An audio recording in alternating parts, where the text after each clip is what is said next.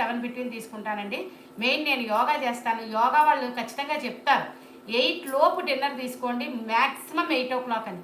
కానీ నేను వాళ్ళు యాక్చువల్గా 6-7 ఈజ్ పర్ఫెక్ట్ టైం అని చెప్తారు. నేను అదే పాటిస్తానండి. చాలా బాగుంటుంది యాక్చువల్గా.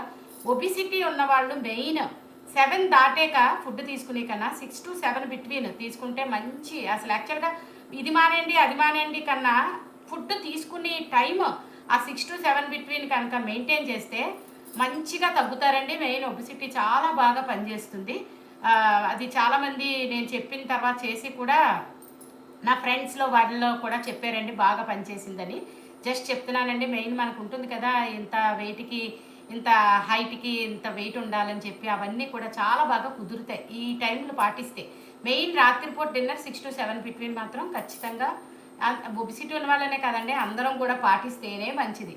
మెయిన్ మనం పడుకునే టైంకి మన డైజెస్టివ్ సిస్టమ్కి రెస్ట్